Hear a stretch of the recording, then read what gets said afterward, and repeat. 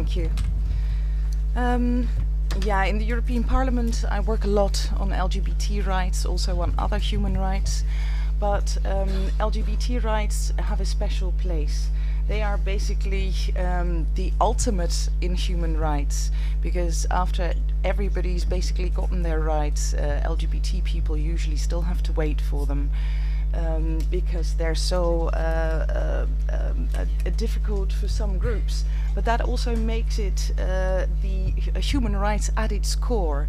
Even if you do not agree, people should have their human rights. I therefore go to places like Kiev, to Chisinau, to Belgrade in 2010, to Bratislava. I've actually been to more prides now that haven't happened in the end than I have to prides that did. I think it's about 3 to 5 now. But the prides that didn't happen were mostly in Moldova or in Ukraine. And I actually find it much worse that in Belgrade it is not happening. Belgrade is a country that's on the road to becoming an EU member. And that gives it far more responsibility, in my view. I'm a great supporter of accession. Serbia is a European country and it needs to come into the EU when all the reforms are done.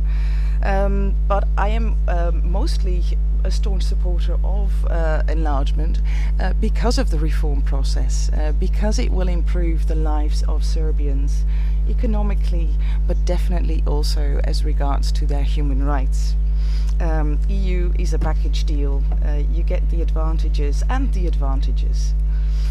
I'm very disappointed in the new government that they have not come through with proper protection for a pride that actually happens. And I think this has to have consequences. Is pride a precondition? It's often asked. No, in itself it is not, but it combines at least 3 things that are. The freedom of assembly, a human right that needs to be guaranteed. The freedom of from discrimination that needs to be guaranteed. And the capabilities of the government to uphold the rule of law. It's been asked, do you think the government cannot protect a pride, or will it not protect a pride? And I say it doesn't even really matter that much, because if either way they're failing miserably. It's an abomination if they will not protect it, but they're really failing in rule of law if they cannot. So a decision on opening negotiations will be taken soon. And perhaps Mrs. Olsen is even going to be a part of the group of decision makers there. And definitely there are quite a number of ambassadors in the room that will advise their ministers of foreign affairs on this.